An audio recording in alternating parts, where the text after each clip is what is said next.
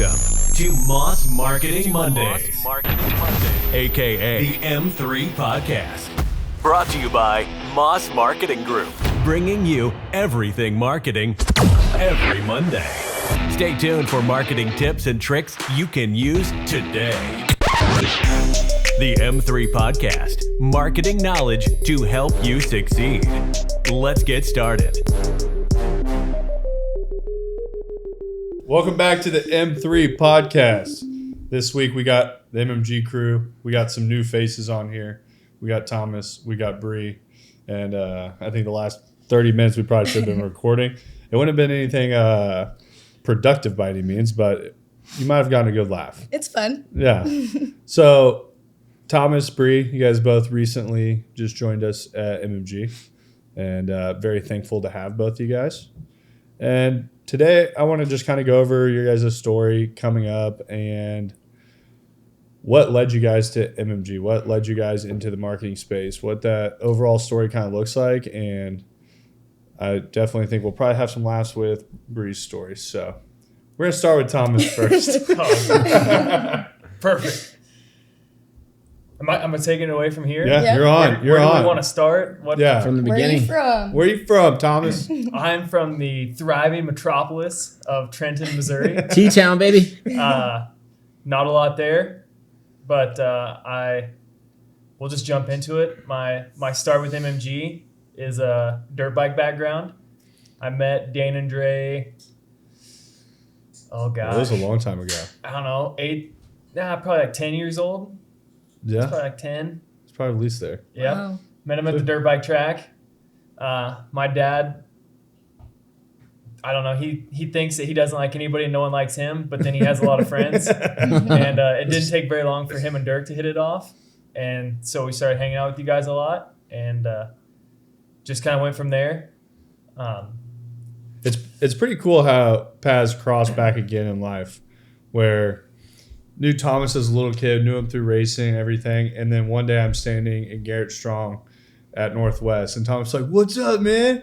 I was like, "Dude, you're way taller than you used to be," and it was just like paths crossed again, and then it was like stayed in contact on social, and then it was just like paths crossed again, and now we have the opportunity to work together every day. Yeah. So I think it's pretty cool how the world works, and people are always exactly where they're supposed to be when they're supposed to be there. So, background a little bit on racing dirt bikes. My dad raced his whole life, and so when my sister was her first birthday, she got a 4-wheeler. My dad asked my mom if he could buy it. She said no. He did it anyways. And so it was a surprise for everybody. So when I was born, it was there, and it's not like there was ever. It's not that there wasn't an option to not do it, but there was no way I wasn't going to. It was in my blood. So still can't stop today. Yeah, I think there's something about racing. There's adrenaline that comes with it. That's, I mean, unparalleled to anything that you do.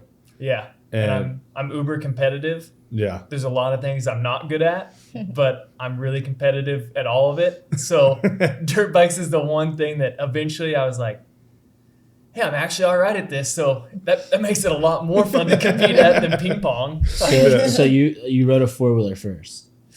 Is that what I got at? Technically, yes, but like, You don't want to tell people. When did you hop on your first dirt bike? Like, when was the first time you were riding bikes? 2, probably 3. That's good.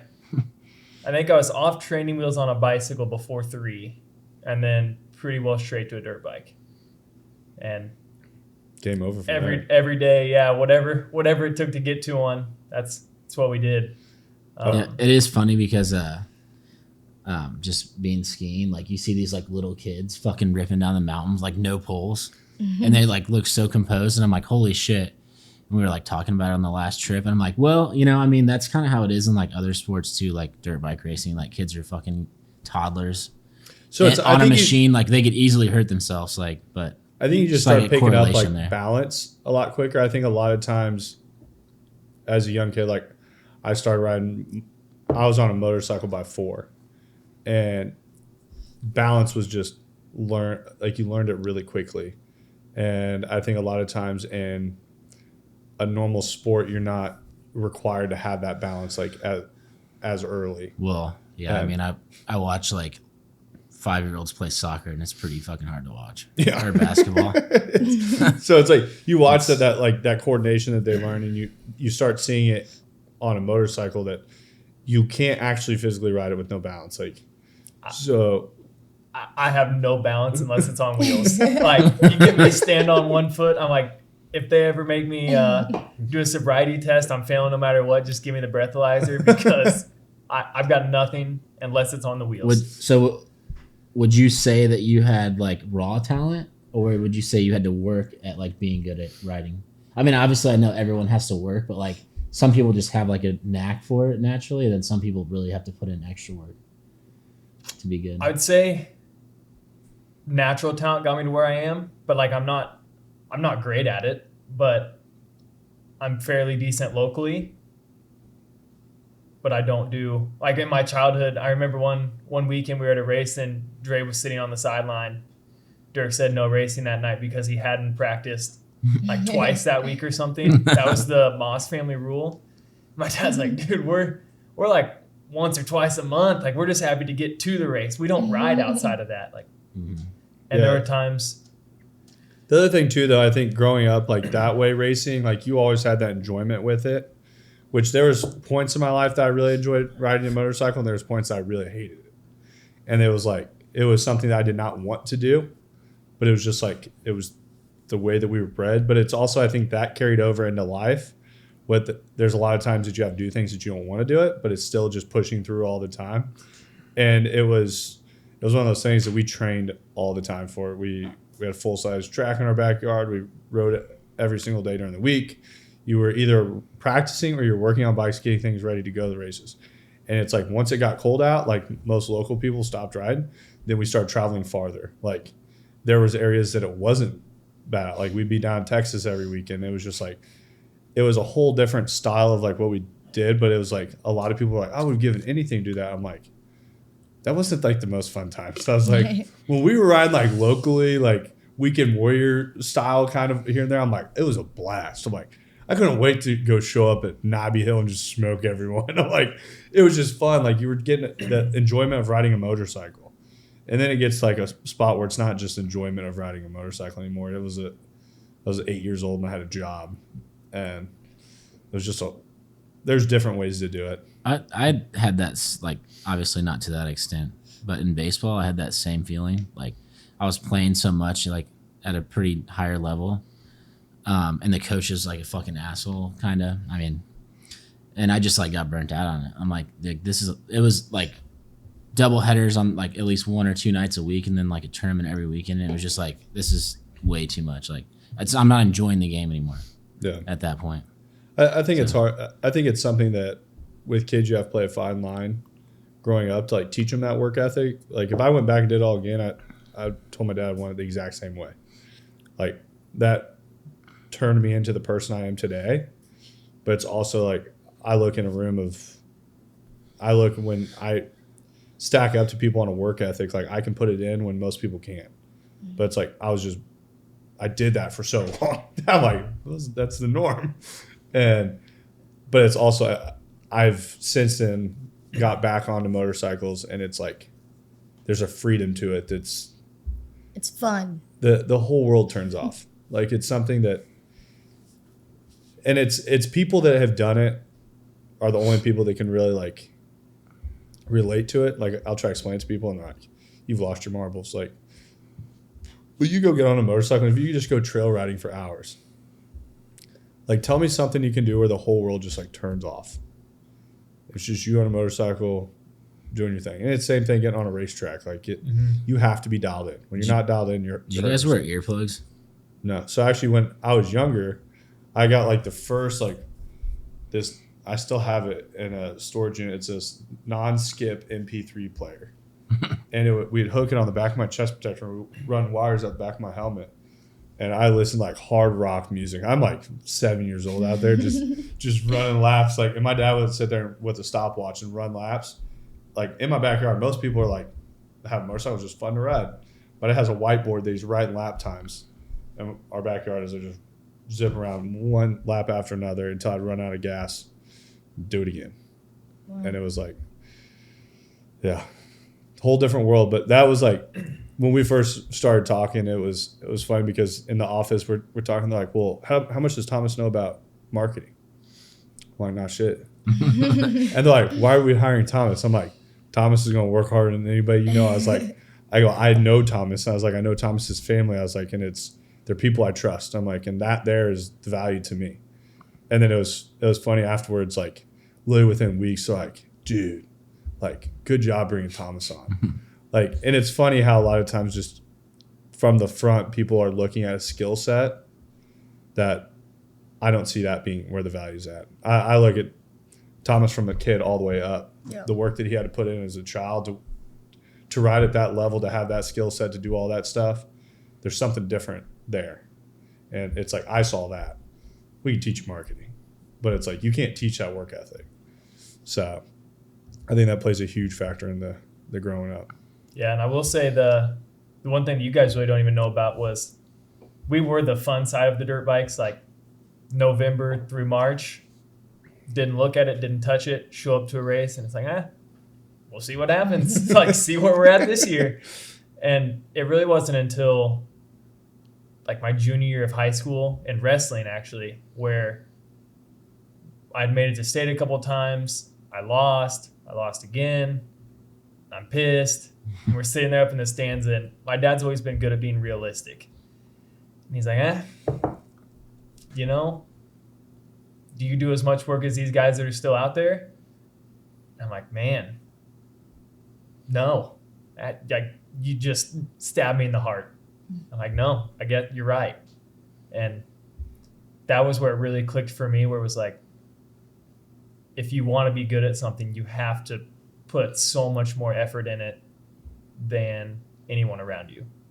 And I was lucky to have teammates at that point too that were down to do the same thing, and a really good coach. And you know, we buckled down, and by last year wrestling, we wrestled 52 weeks out of the year, multiple days a week, spring, summer, fall. We'd go down to Platte County some in the off season and work with those guys. And it makes a lot of difference what you can do in 52 weeks. And I think that's pretty cool that clicked to you that early, because I'm going to say mine didn't click that early. Like, mine was forced on me so hard for so long that, like, when I went off to college, I like reverted back to like, I found this freedom that I'd never had before. That I just the only thing I still like kept, like, when I got to college, was I had a passion for the gym. Like, I was working out and stuff like that, but just like my work ethic fell off the map. Like, because I was good at a lot of things, but it was never like I wanted it really bad. Mm-hmm. It was like my dad wanted it for me, to where it was like he just pushed me into it 24/7, to where everyone like around's like, oh yeah, Dane works his ass off. I'm like, well, you were pretty good at partying. I was really good at partying, but it was just like, it was like one of those things that you'd done it for so long, and the grind had been like, I mean, from 4 years old until I went off to college, like, I grew up really, really early, to where it's like when you're just living in that day over day over day over day, and all of a sudden, like, the gates open up, and I'm like, I could sleep till 10 o'clock? Like, what? Like, I got up at 5 o'clock my whole entire life. Like, my dad, like, weekends, whatever it was, you did not sleep in past 5 o'clock. And it was like, that was just a rule in our house. And then all of a sudden, I got to college, I fell off the map. But then I figured out that I started wanting it for myself. And I wish I would have found that earlier in life. That I think about all the time where I could be if I would have found that at 16 or something. That 15 even. Like, I'd be worlds farther. So I don't think I found like my inner work ethic. I mean, I always like put in work in sports, and I was always pretty good at sports, but it wasn't until like after high school, like after the season, is like when I really like started clicking. It's like, man, I wish I would have done things differently. Yeah. And at that point, it was, you know, for like an athletic standpoint, it was pretty much, I was like, I'm probably done with that. Like, but I think I did. I think I got the best GPA of my life my freshman year of college, which I don't think is very common. Like even I better, got my even, worst even, in my life. even better than like all my high school GPA. So I was like that I don't think that's common at all. And mine wasn't because I was dumb. Mine was because I just never went to class. So Yeah. going to class actually does help get a decent GPA doing the work. Yeah. Bri. Yep. All right. Let's swing out. Let's see what we got over All here. right. From the beginning? From the beginning. All right. Born and raised in Kearney, Missouri until like 8th grade. And then I moved down to Cassville, Missouri. Roaring River. Yep. Small town. Kind of by Branson, Springfield area. I was a wild child. Broke all the rules and kind of went Has crazy. that ever stopped? Yeah. No. Yeah. Okay. I calmed down. I got my crazy out then. And then went to Pitt State for college and then graduated. And my brother actually went to high school with you guys. So then that's how I got connected. And we actually had an interview in February, if you remember that. I do remember. February's not that long ago. Yeah. Well, 2 years ago. What, year. a year ago? There you go. Yeah. And it just wasn't the right time. And then I got a job after college, stayed there for like 3 months, and then you guys messaged me. So You know, the funny thing was when we met with Bri in February, she was negotiating on health benefits. Yeah. And in February, MMG, we didn't have health benefits. So we get health benefits put in place, and we're like, as I told Dre, I was like, I have somebody I really feel like I kind of missed the mark on that MMG from the very beginning, like I said, is I've bet on people. Like, that is how the whole entire thing has happened. That if people do not fit within the walls of it, I won't hire them. And I don't care on skill set. And it was like one of those things that I feel like when we met with Bri the first time, I was like, I missed the mark.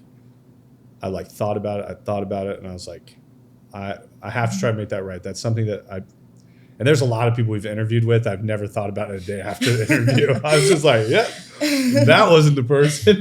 But I was like, I feel like that's somebody that fits the mold of what this is.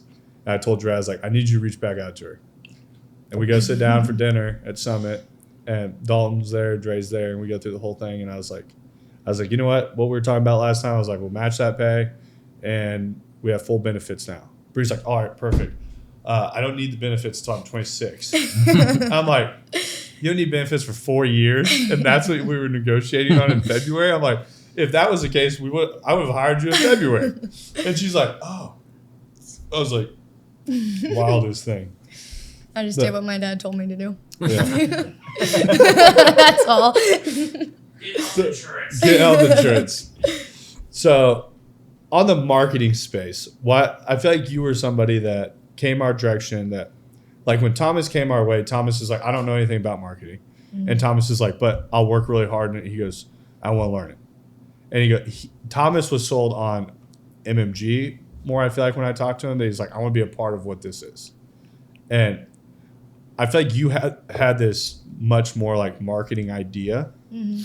What was your kind of like thought process, why you wanted to do marketing so bad?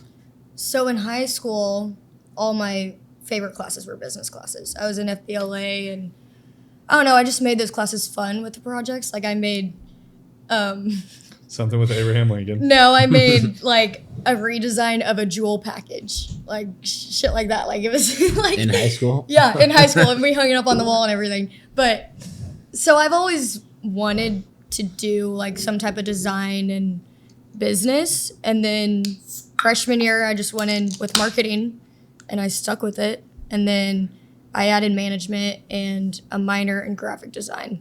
So I like the design and branding aspects of things. So I know we have people that, get fired up all the time when we talk about degrees and things like that. Mm-hmm. How much of that degree do you think you got in college that correlates over to what you do day to day?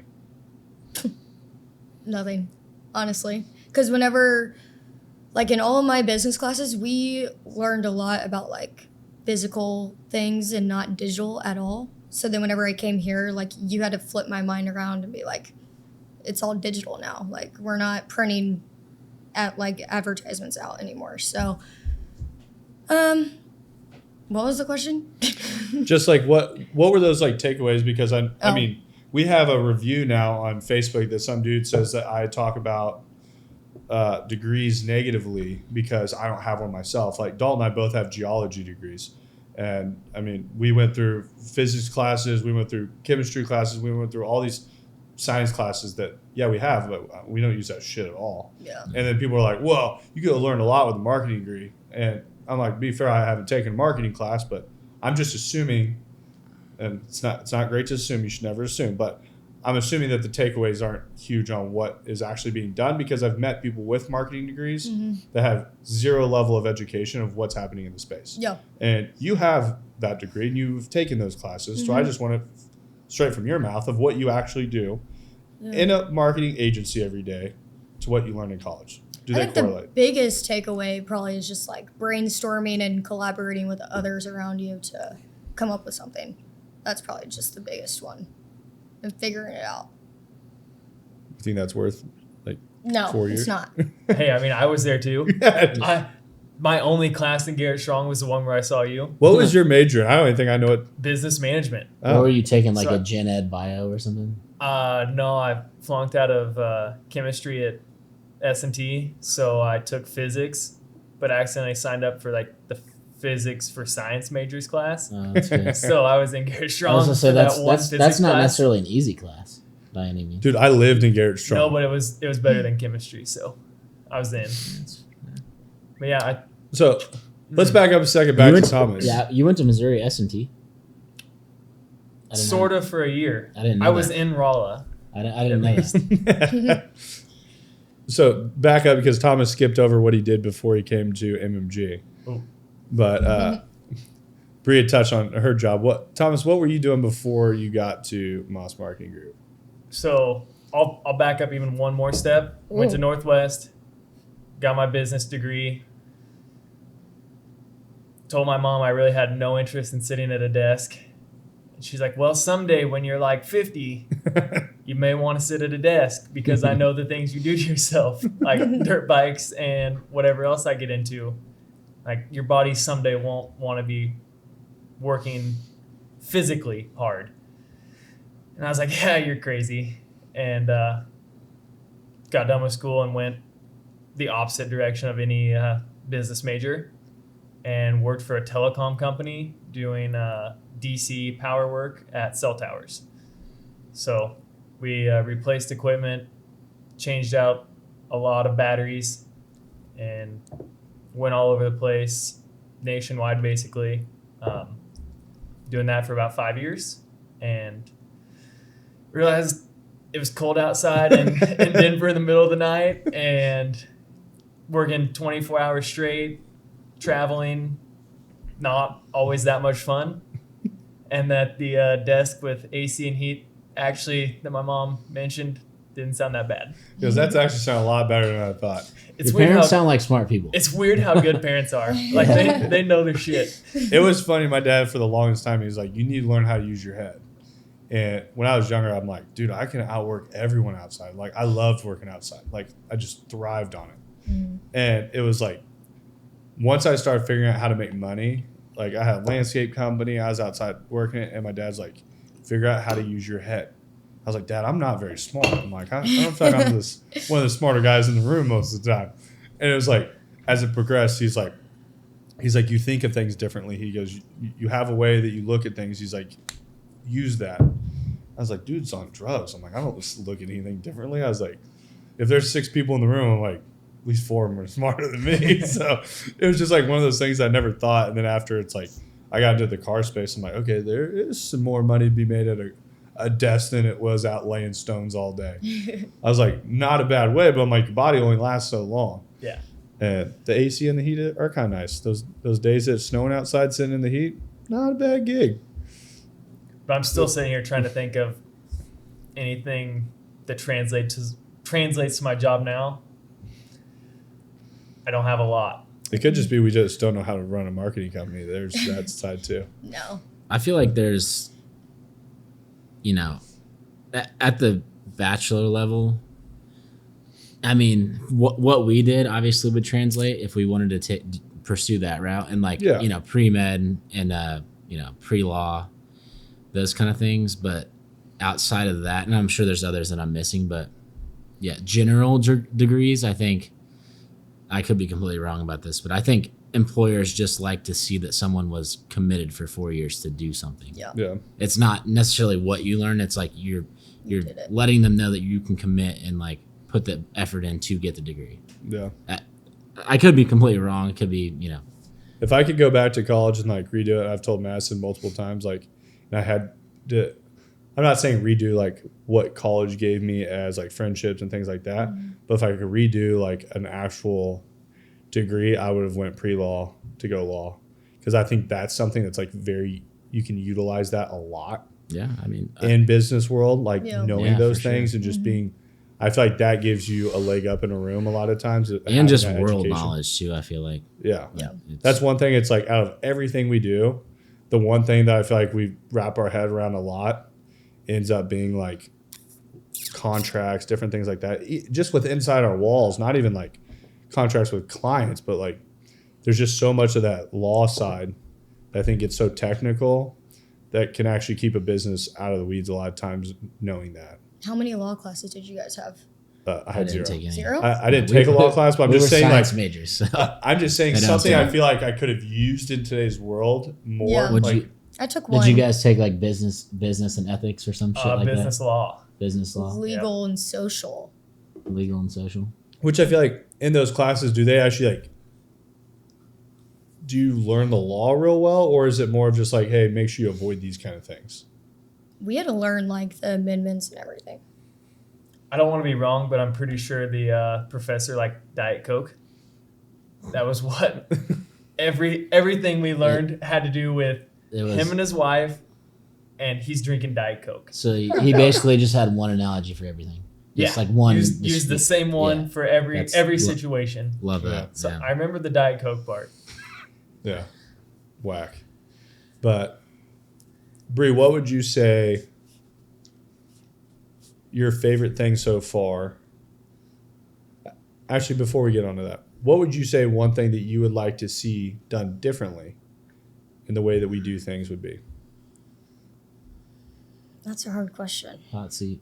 Because I feel like a lot of times people are always looking at the positive side. They're looking at, like, I think that's great to do, but I think as a business, you have to look at things where your weaknesses are, things that you can strengthen and get better at. And I think a lot of times that things are moving so quickly that sometimes we don't have time to sit down on something like this. And I don't care if the world knows that we have a weakness here or there that we work on, that we know how to fix them. Yeah. Like, there's got to be something that can be done better. Yeah. I wish, like, from my perspective, to dive deeper into the accounts. Like, I kind of got thrown in, and then so now, like, I wish I just had a little bit more, not more information, but just like an overall picture of like colors, fonts, all that. And that, Yeah. And it will take that's time. something- Yeah, and I think that's something with. It's weird too, because a lot of times with what we do, we're not a monster corporate company yet. Yeah. To where a lot of times we're building the processes as we go. We're adjusting processes as we go. It's not like when you come into some corporate company, you have the packet and like, hey, this is how we've done the last 5 years. This is how you're going to do it. You don't do it, you're gone. Like, Yeah. so we're always readjusting those things. We're adapting to market, and we do have certain positions that are very niche down to doing one thing right now. And I remember when it was, like 3 or 4 of us, there's 4 of us that Dre's sitting there. And I remember having sushi with Dre. He's like, dude, I really don't like doing this.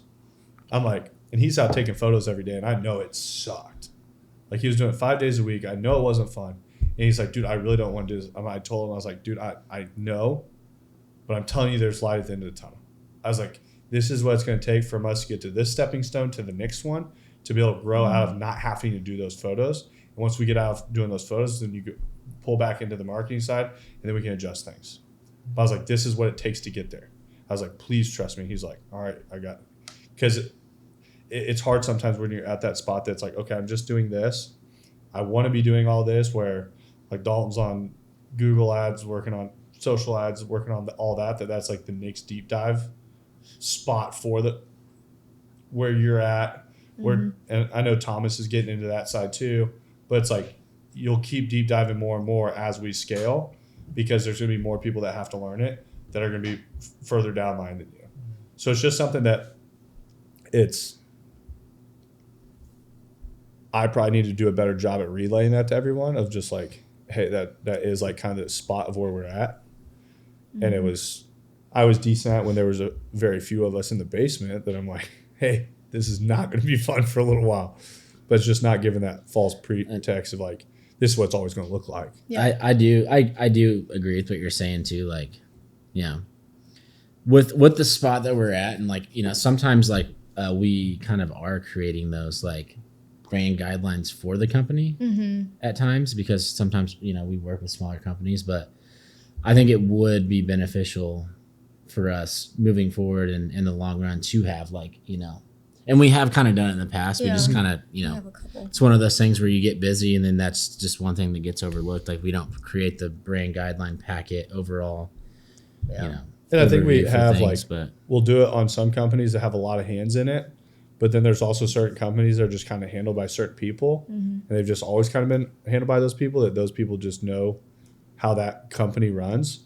And we have to build out a better structure for more hands to be touching that account, to relieve that from those people, and that for those accounts to still run correctly, because those brand guidelines are built kind of like Brent was talking about, like the handbook. Like you create the handbook to pass it off to someone. Yep. Like that was the first time. I mean, obviously I've heard it before, but like the first time in person where I've like, you know, oh, okay, that we could implement that, and it would be, you know, very beneficial. So, Thomas, what do you think? Logan and I kind of touched on it today at lunch. Probably organization, just as a whole. I know my account specific, even just today, emails come in and they send it to like 7 of us, or they send it to just Dane and then Dane has to forward on to us, or they send it to Dre, or who knows who gets it, and then it has to be forwarded down. And it's not really our fault. They just, specific people on the other side have a specific person that they are most comfortable contacting first. And so sometimes stuff gets lost in the middle, or it gets forwarded to 2 people, or who knows what. And I think that's one thing that just gets tricky, especially as MMG grows. And that's something I've been trying to figure out, like, as a whole. And I'll say that problem today is half of what it was 6 to 8 months ago. 6 to 8 months ago, like, I was a point of contact for every single account. And they're like, why do we got this broken? I'm like, my fault. Like, why we got this broken? I'm like, my fault. Like, why didn't we know this? I'm like, my fault. I'm like, I just wasn't, like, there were so many things coming my way, from emails to text to phone calls in a day, that if I had an hour-long meeting, I'd come out and I'd have 20 text messages, I'd have 6 missed calls, I'd have a bunch of emails, and I'm like, oh shit, and I wouldn't even get back to half of them because I'm driving to another meeting. It was just like mass chaos, and it was like everything of MMG movement was living inside of here, and it was a wreck. it doesn't work. It doesn't work at all. Least. And since then, I have been working a lot on like distribution of like my workload, that there's points of contact that are different. And I've even been leaning on Lauren a lot in the last couple of weeks. Like, we did personality tests. I figured out, like, I knew that I needed help there, kind of reassured that I needed the help there. To where it's like, I'm looking at Lauren for more help on organization, to where these things are getting done. How do I become more organized? Because I think it starts at the top.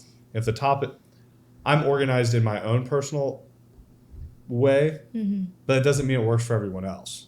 There's too many verbal, just like we were talking on the brand guidelines. Just because one person works on it all the time, the dog can work on an account that he's worked on for 2 years, and he knows every single way that it should be done. But that means if he tosses over to Bri that day, that doesn't mean she can get it done that way. So it's like, same thing, that I have to be able to move that down line into everyone else, into that management level, and it get handled correctly. But it's that organization, it has to be done right. And it's like, I feel like majority of all that stems from me 100%.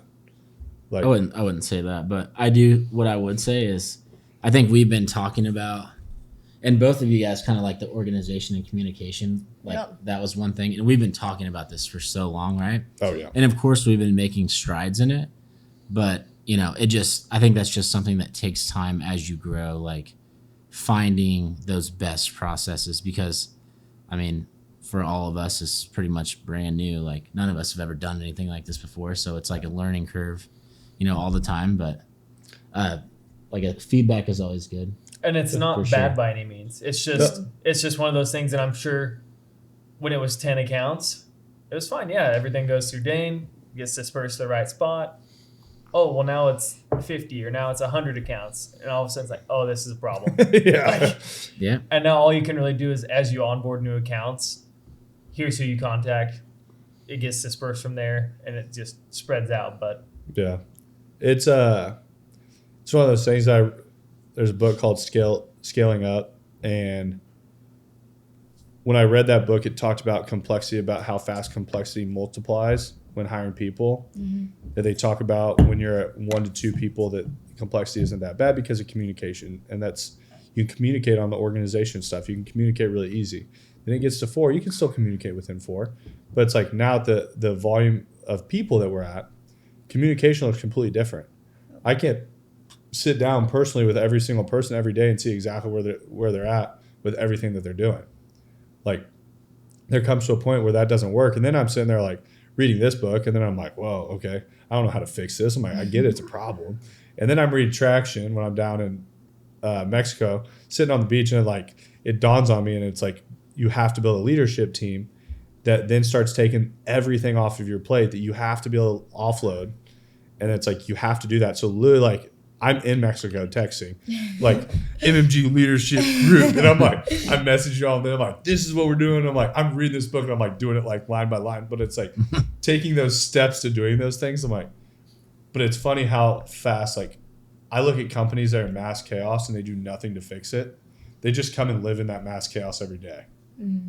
And it's like, I look at it as I want as much feedback as possible. I ask clients that we work with for their feedback. I ask for feedback within the walls. It's like, what can we do to fix those things? That doesn't mean it's going to be fixed overnight. Yeah. But make sure we're making progress. Like Dalton said, like, we've moved light years in the last 12 months. Mm-hmm. Like 12 months ago, I mean, I look back and I was like, how do we even operate?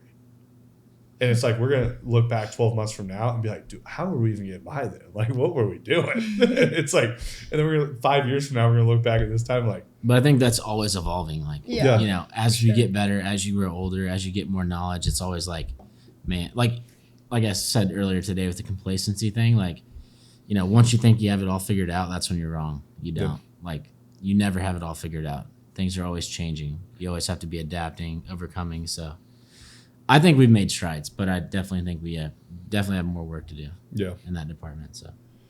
So what would you say, Bri, we'll start with you. What has been your favorite part about being at MMG? The people. And the energy. Honestly, just like how positive and motivating you guys are. I've never been around a group of people that are so, like, it's fucking kick ass. Like, it's amazing. That's probably the best part. I like hearing that. I think it's something that's very important, that,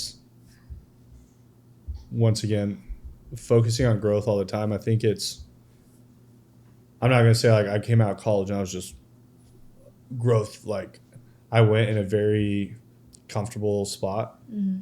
I went to something that, like, I didn't go into an uncomfortable place every day. Like, I knew what every single day looked like. It was just the hamster wheel that I got into.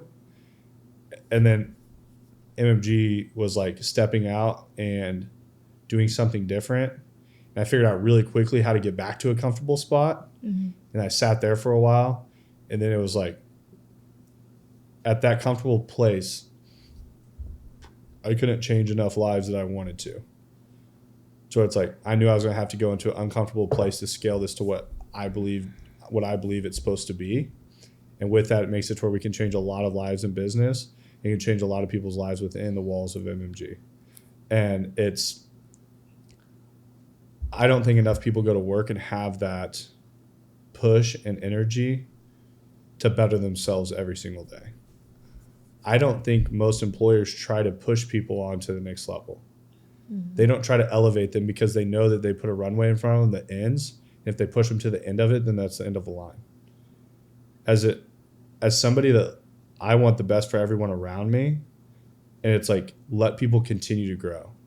And that's not always like, I think too many people always just look as a straight financial space. You have to evolve to a person to get to that next financial spot. And when you get there, like, I'm going to say finances are a lot cooler when you earn them. Mm-hmm. Like, it's great when you like earn those steps and you get there, but it's like, it's also the progression that stuff doesn't happen overnight. You have to take those steps. You have to move the needle forward. And it's like, I used to be the person that I did the same thing for like 12 months. I did the exact same thing like every single day at work. And I'm like, I want a raise. Like, my dad's like, why do you deserve a raise? I'm like, because I'm here all the time. Like, that wasn't a reason to get a raise. But it's like, that's where the dealership space wasn't somewhere that was built around that evolution of people in there. And I have seen it with dealers that we do work with that do build people up. But the dealership space I sat in was not that way. Towards, I look at that energy has to be brought because work should be fun. Yeah. If people don't enjoy going to work, like, hang it up, go do something else. Yeah. Also, I truly think like MMG is like one. Like, we are a unit and we're going to do it together. So, yeah, it's amazing. When we started the leadership group meeting, we're all spitting ideas, and we've been working as a group not to discount something that someone else says, because we're always pretty hard on each other as a group, and it's hear out what their reason is behind it. And I'll probably say the person I'm the hardest on is my brother, no question asked. But it's like, I expect more out of him than anyone else. So it's like, he's sitting there, he's like 300. I'm like, that's stupid. I was like, and I'm like going against what I told everyone. I'm like, all right, we're gonna hear everyone out. And then Trey said something like dumb. I'm like, and then like, I don't know, it was probably like 10 minutes later. I'm like, why'd you say that? He's like, well, 300 of them took on thousands. He's like, because they worked as one. Mm-hmm. And he's like, and they worked smarter. And like, and then the thought of it, I'm like, it's 100% going to be one of the pillars. I'm like, but it's like, you rise as one, you fall as one. Like, and I feel like when that team comes together, that you see great football teams with great talent all over the place. But it's the ones that work as one are the ones that win. And it's like, when you start getting everyone in line to a common goal and a common vision, it's crazy the mountains that can be moved. To where it's like, that's what the culture piece is, something that I have moved like to the very top. I always thought culture was like important. Yeah. Oh, well, we got to pay bills. We got to do this. Like, there's all these other things that I was putting above it that I was like, you know what? If we have that A++ culture and all the right people are there and it gravitates the right people in, the finances will be somewhere way down the line and they'll work out. Yeah. And I pretty much at one point looked at Dre. I was like, I don't want to know about the finances anymore. If we go down, say something. If we go up, I don't want to hear about it. And he's like, okay. I was like, I'm going to focus on other things. Mm-hmm. So that's something that I want that to be something that's different. So I think we should be one. Yeah. That's how we win. Because it's a lot easier to win as a pack than it is to win as one. Thomas? I'll hit you with 3 total. 3 total? Two of them are quick. Okay. 1, as much as I loved hotel points, I really enjoy sleeping in my own bed every night. Fair. 2 is kind of like Bri's, just the people, the fact that I know that everyone in the room has the same goal. Everyone wants to work hard. They don't want to just do a job, but a great job. And like, I can pick any person out of the leadership group, and it's like, close my eyes and follow that guy, and we're going to end up in the right place. Or girl. Any of them. And that's something that I think probably drew me in the most MMG as a whole, was just seeing from the outside. I felt like I could tell, like, everyone here has the exact same goal and wants to be in the same place. And that's big for me. And then now I forgot number 3 because I was so focused on that one. You elaborated a little bit and you're like, oh shit. Yeah, now I lost it. So I have a question for you. Okay. So you came in for an interview into the office on like a Friday morning. Mm-hmm. Like what was your, I mean, I know there's a lot of stuff on social and whatnot, but like what was your expectation coming in? Like, well, what did you expect? And like, was that different than what you got or what you saw? What was my expectation actually being there? Yeah, I mean, like when you were coming to the meeting, like, you know, you always have like these, like, I don't know, these thoughts, like you know, you think of something, how it's going to be in your head, but Oof. That's a tough question. Yeah, I really don't know what my actual expectation was because I was pretty well clueless and I knew it. But I just knew, like Dane said, I was like, I'll work hard, and if I suck, I'll keep working hard until hopefully someone tells me I don't suck anymore. Like, man, I don't know. I don't really know. I honestly don't. Yeah, it's a tough I don't know what question. I expected. Because I walk in and it's Christmas Wonderland and... Hey, I'm big fan of Christmas. Man, I don't have an answer for you. It's all right. No, what I thought was pretty cool too when Thomas started that I have cameras in the office. Like I want to track the doors if somebody comes in on the weekends, robbing the place or something. Like I'm going to be able to do anything in 15 minutes getting down there. But it was funny, like the first week Thomas starts, I get up, go to the gym on Saturday, and my phone goes off, cameras go off. I'm like, who's at the office? And I see Thomas sitting at his desk and they're working.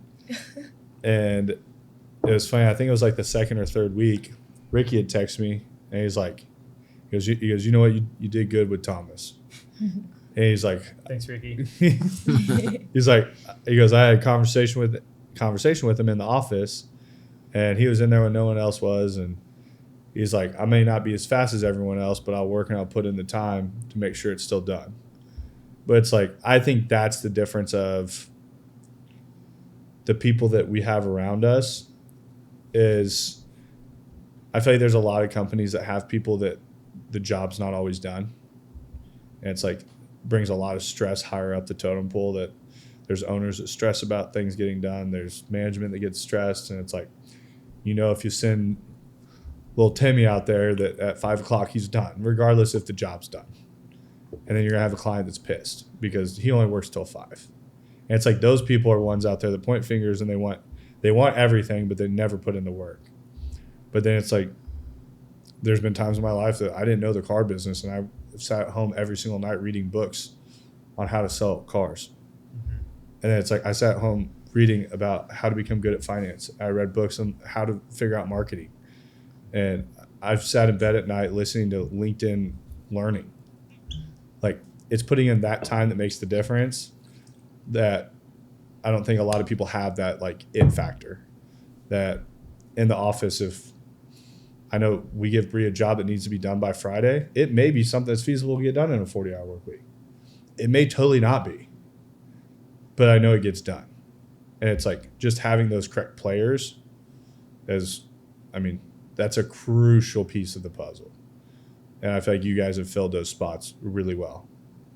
I know one part that like I'll be at home asleep, I'll be in bed, whatever. And I see an email come through at 10 o'clock at night that an ad just got published. You know, something like that, you think it's small, but it's just one of those things where you're like, yeah, I should be following that guy.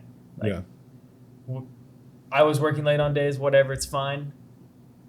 I'm not the only one. It's what everyone's doing. Like, we're here to get stuff done. Yeah. Dalton might as well have a cot next to his desk, because there'll be nights, it's those 10 o'clock nights that I'm sitting at home and it's like I'm seeing ads are being published. I see all this stuff happening online. I see the cameras are going off, and it's like just one of those things that I've had one time ever. I had an employee that is not with us anymore. And this is pretty much the exact reason why I fired him and why he's not with us. But we had a conversation about him being at work on time, and he brought up, he's like, well, what about Dalton? I was like, it took a lot for me just to control my emotions and not to get like crazy angry. I was like, you know what, if Don's 15 minutes late, but he was 4 hours at the office after everyone one day, you know, I'm not too mad about it. Like, I was like, the hours are there. The job's always done. I was like, I mean, Don's been here for 3 years. Is it almost? Where are we at? Gotta be good. April of 21. So Yeah. whatever that. Yeah. We're Yeah. close enough. Yeah. Almost Got it. 3 Coming years. up on 3 years. But it's like, I've never once had to tell Dalton twice that we need to get something done. But it's just like, when you can multiply that, and it's like, I have people, I literally was talking to a guy the whole entire drive here that saw our picture from pickleball. And he's like, dude, he goes, I'm at a loss of words of what's being built. He goes, everyone is seeing it. He goes, and it's just something that's so different. He's like, how are you getting like those kind of people just at the table, one after another, after another, after another? And I'm like, I go, at this point, it's not me. I go, at this point, it's everyone in that room. I was like, people gravitate to everyone in there. That I look at it as when people come in and they don't fit, it feels weird to be in there. And we've had people in that space that did not fit, and they stuck out like a sore thumb. But it's like, and that's how I want it to be. And there's some people like, well, that's not good. No, I want it to be, if you're not the hardest worker in the room and you're in a room with us, you do stand out like a sore thumb. I want it to where the company wings people out faster than anything. But then it makes it to where that A-player talent is like, that's the team I want to be on. I want to be on the winning team over there. Because it gets those people that have that high level of competition to them that they want to be winners. Like, I want winners. Like, you know what's really fun is winning. Like, you know it from racing motorcycles. It's a lot more fun than losing. Yeah, losing is not fun. I sure as hell didn't like losing in pickleball last night. I'll say that. I am recovering still a little bit from. I'll give it to Logan. Logan played good. I'm coming back though. Don't worry about that. But what do you guys see your next 5 years at Moss Marketing Group looking like? Who's first? You can You kick got it it. off, Bri. All right. For me, I think I really want to like be the trainer of new people, because I think I have more emotions than you guys, and I can read people and like actually you guys connect with people, but connect good with people and help them out. I'm dissing on you guys, but Damn straight. no, I think I'm just good with people and reading their feelings. So I think I want to train them, and That's funny you say that because it's not the it was like a opposite. couple months in, maybe a month in or something. And Katie's like, well, have you like talked to her about this and this and like asked her how she's feeling? I'm Yeah, like, no, no. none of them did. I'm No. like, well, she's like, well, you should do that. I'm like, what do you mean? Like, ask her how she's feeling? Yeah, that's probably I think a good it was idea. what I we went to know, coffee. I know, but it's just funny. Like, it's just a Yeah. different perspective, and like, I'll admit, I'm not the most emotional person, so that was just a shock to me. I'll say, to be fair, when MMG started, I just surrounded myself with a bunch of people who are just like me, and I didn't hire on the other end of any spectrum. I was like, I'm just multiplying myself like one after another. I was like, how do I do that? And it was funny. We went to coffee. How long had you been with us when you and I went and sat down and had coffee? It was like 3 weeks, 3 3 or 4 weeks. But it's funny. I'm at home and like Bree's just kicking ass at work, like getting everything done. And Madison, same thing. She's like, "How's Bree doing?" I'm like, "Pretty good." Like, what is he? I don't Have you know. asked her? Yeah, and it's funny because like when Dalton started, Madison never once asked me like, "How's Dalton doing?" Nope, never once. Like, You guys didn't even show me the bathroom on my first day. I was gonna say if Yeah, Bree's in like, charge come of on, guys. maybe she'll like give a tour, introduce Exactly. somebody. Yeah. Yeah. you're just tossed in. Here you go. Here's the office. You see it? It's big. You can see everything. There's a desk over here. And I mean, I feel like the bathroom's pretty. You either go It's one hidden. way and you loop straight back to where you started, or you take the other way and it's dead end at the bathroom. I didn't even know Devin Zest was back there for maybe 2 weeks. Oh my God, there's a guy back here. No, God, it's Conor McGregor. No, but it was pretty fun. It was funny that I'm sitting at home and Madison's like, "You need to go talk to Bri." I'm like, about what? And she's like, "See, like how she's doing." I was like, "What do you mean how's she doing?" I was like, "She's doing good." And she's like, "You know that?" I was like, "I'm thinking so." I'm like, No, I was homeless and we all knew you were homeless. You were Yeah, crying that in was the office. not to like it's just like a different perspective on like It's something that like I can attest to that we probably we're trying to get better at. I'm going to at. say I'm better at now than I've ever been. Which am I good at? Like, have I done a great job at it yet? No. I know it's something I'm working towards. That it's trying to take into consideration how other people feel. Because to be fair, most of the time it's just been run and gun my way, and that's the way it's going to be. And we did personality tests at the office. Like that was new to me. But it's putting a lot of, once again, the correct people around that are pushing me into different spaces. That those are things I need to learn to become a better leader myself. That I can't always just hire people that are just like me. yeah. That would end up being one crazy bullheaded room at some point. That would just be out of control. That we need a lot of other people.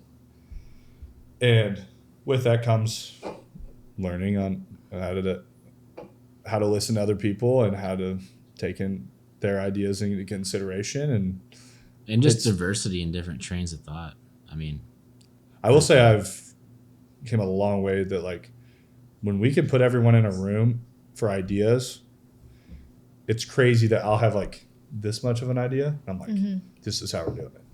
And everyone gets in a room. I'm like, that wasn't that great of an idea. I'm like, they came a lot farther than that. But I think that's, I look at the marketing that we put out now to what I put out 3 years ago by myself in a room up there. It's not relatively, like, not even the same realm of the same thing. Yeah. Like, where we're at now, if somebody was doing what I was doing 3.5 years ago, I'm like, no one should be paying for that. But it's just pressing forward and doing learning and learning and learning and learning nonstop. Mm-hmm. But Thomas, 5 years. Whenever we did our New Year goals, the only thing I left blank was MMG. I was like, I don't even know what I'm doing right now, like, let alone what I'm going to do in 5 years. But I think quickly it's realistic that, like, I could be not, like, literally you. Like, I could be Dane with this many people and everyone else here. Like, we could be that far expanded that there could be 15 people reporting to me about what is going on with whatever accounts, and that I'm putting out fires before I go to Dalton and Logan, and then they help put out the fire before it comes to you. Like, it could be that far along to where there's that much getting done. Like, plain and simple.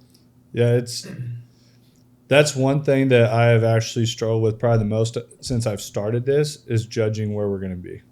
Mm-hmm. That I have not been able to read that even remotely close. I've been so far off every single time, but it's like, once again, every single time that I hit some sort of roadblock that we break through, it's like it's gates open up to something 10 times bigger. And the movement of it is just became so rapid that I feel like it's that like J curve that they talk about that had all these people talk about, like, it's going to take 3 years in business before you guys ever find profit. It's going to take 3 years in business before you ever even start figuring out. But I think so many people push so hard for so long, and the second they get the taste of that comfort, they like rest their shoulders and they're like, oh. Yeah.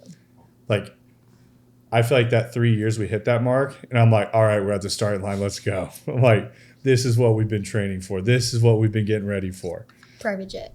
And it's like 100%, but it's like you get that spot that we get all the way up to the spot, and most people are like, why do you think you can scale so much faster now? I'm like, we haven't even done sales yet.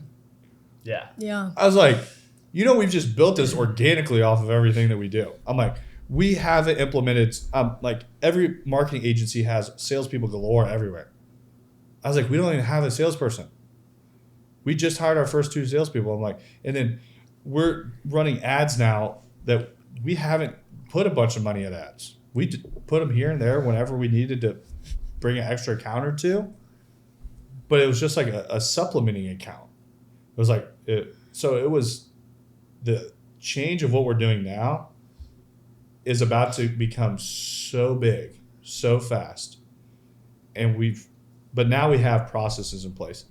Do we need fine tweaks on like organization and stuff like that? 100%. Yeah. There's always going to be fine tweaks on that. You're going to come with your 15 people, 20 people that report to you. You're going to say, hey, I think the way that they're doing this, I want to change it. I want to try this out. Great. Run it for the next 120 days. Let me know how it goes. Mm-hmm. To which you're going to have those changes. Like if it works there, change it out for everyone's people. Like, and it's like, that's going to be a whole management level that you sit in those conference rooms with all these managers that are going to be sitting there saying like, hey, I want to try this.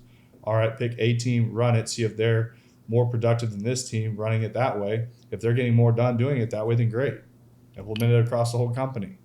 But it's like, I told Dre, like when we were sitting the first year, he's like, what's like one of your goals for MMG? And it's up till now, it's always been like a financial number. It's always been like, I always keep my eye on that. But it's like the first time I'm not even like thinking about that really.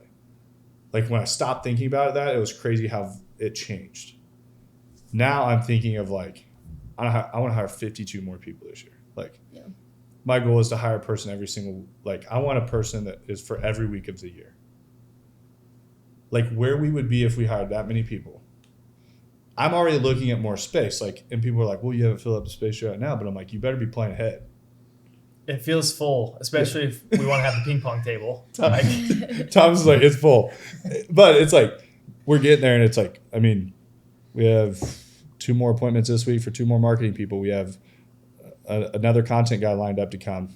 It's like, we have these people and then I'm sitting there like in my office like, where does everyone go? Like, that's my new problem I have. But it's the problem that I want. Yeah. And I go into accounts all week long, all the time, current accounts, and it's probably one of the coolest things that I get to do. Like I was in an account today and they're like, we're over the top that I took. When we started with them, we had some hiccups. And today when I was there, I was like, that was my fault. I was too integrated. And like since we've been talking with Lauren, scheduling everything out, Ricky's been coming in doing the content. We've had calls with Logan each month. Dalton's been doing great. Like all of a sudden it was like the whole thing changed. And I'm like, oh, it's kind of humbling and it's hard to swallow when you're like, when everyone else did it, it's great. When I was doing it, it was a problem. But it was just communication, organization. When you have people specialized in each spot, that we're going to be multiplying that up everywhere. But it's like the first time since I feel like MMG's been open that the client experience is better than ever before. And that's what I want to focus on more and more and more and more on is what is the client experience? What does it look like being a business owner working with us? Because if we make that the best in the world, this can be as big as we want it. Like there's no ceiling on how big it can be because other companies aren't focused on that. They're sitting there with a P&L. They're looking every month like, you know what? Tacos, too much. Out. Energy drinks, out. They're like nixing all these things. Company events, too much. Out. Like those are things I'll spend the money. Like if it's going within the walls of it, I'll bet with everyone in the office. It stays within the office. That's where I don't care about losing money. It stays within my group of people. I'll bet all day, every day. And it's like, as long as it's sitting at the same table, I'd way rather give it to Thomas or Bri than give it to the casino. Want to flip? No, I'll flip you right now. I'm out. Bri's getting ballsy. Yeah. And she says that. She's just a lot of bark. It also snowed last night and stuck. So I just want to say that. You want to flip, Bri? Anyone who knows. For 5. For 5? Yeah. I mean, I feel like if you're flipping on the podcast, you got to flip for more than that. I don't have a quarter. I have a coin we can flip. Sure, Dre has one. No, I'm not doing it. I'm not doing it. Hey, I do have one thing for the biggest surprise when I showed up to interview. Thomas has been thinking about that. I have. He's been stewing on it I for was like, 25 man, what? minutes.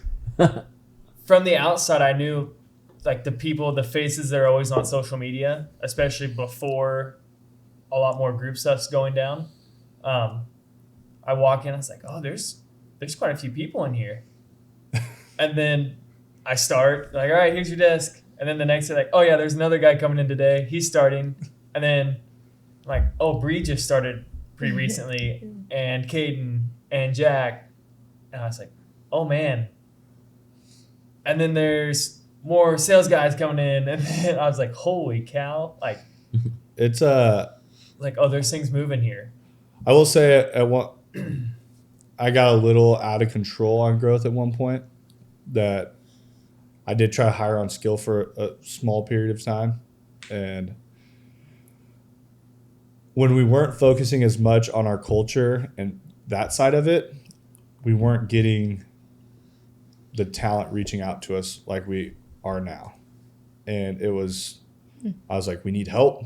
We need help. And I mean, we sat at this table right here, I mean, a group of us, and we're like, I mean, we need a body to like help do something.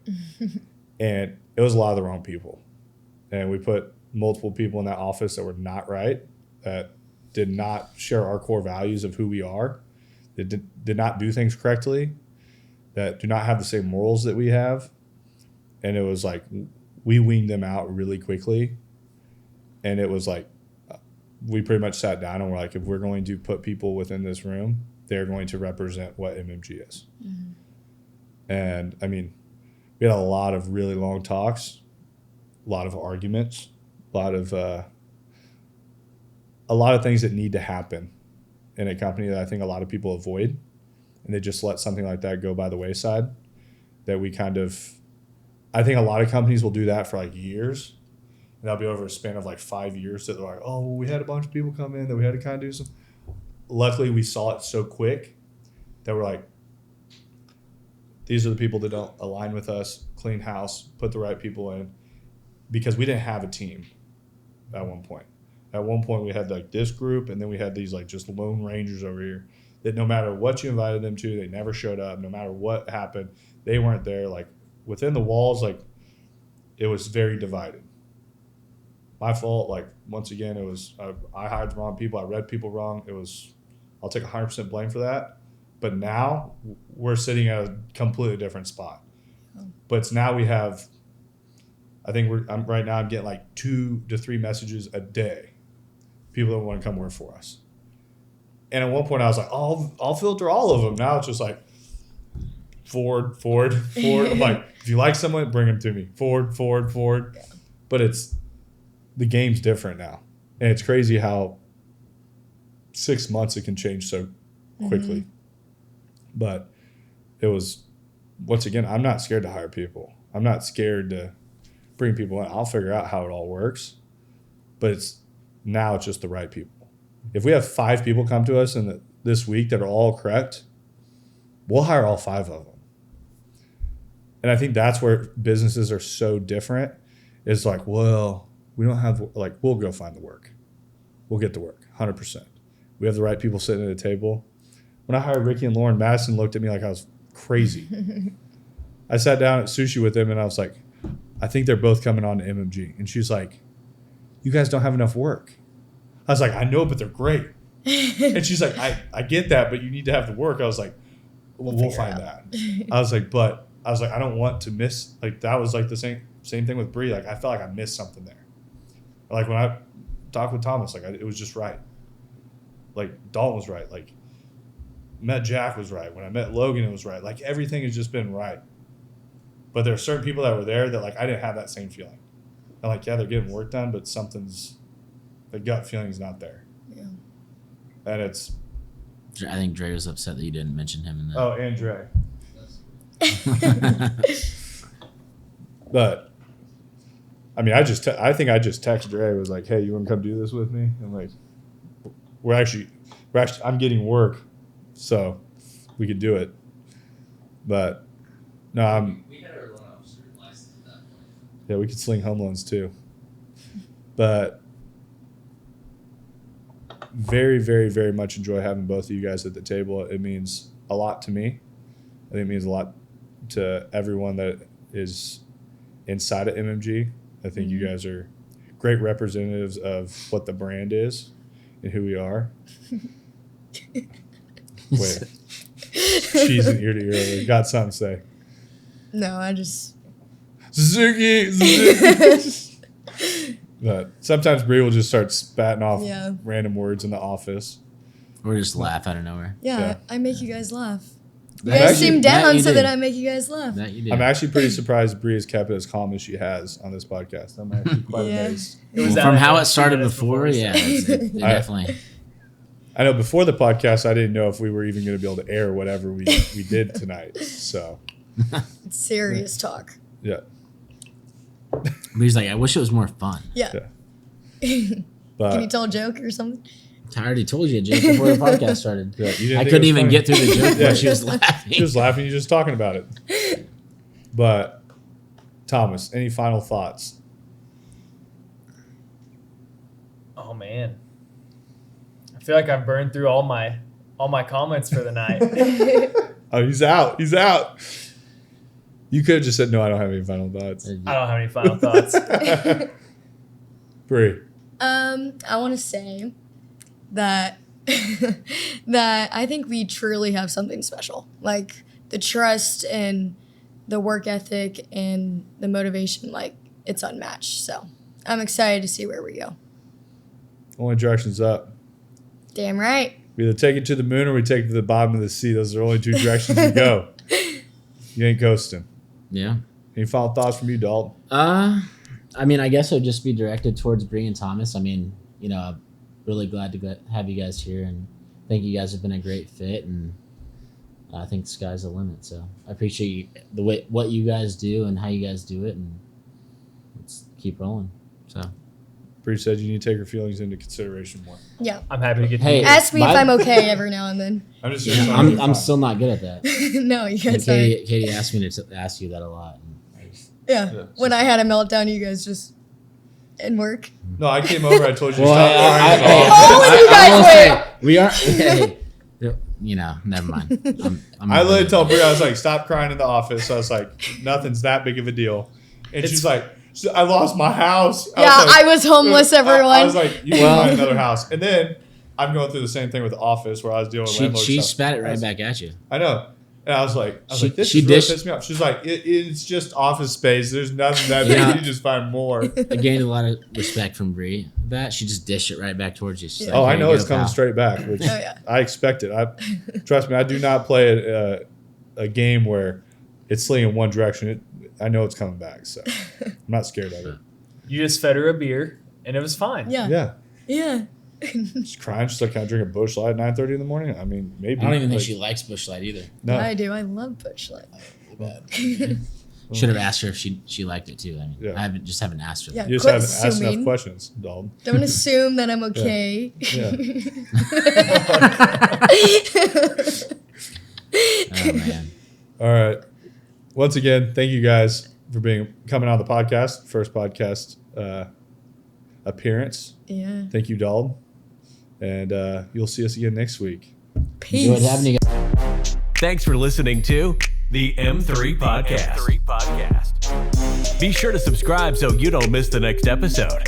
Want to learn more? Check us out on Instagram at Moss Marketing Group, on Facebook at Moss Marketing 58, or on our website at mossmarketinggroup.com.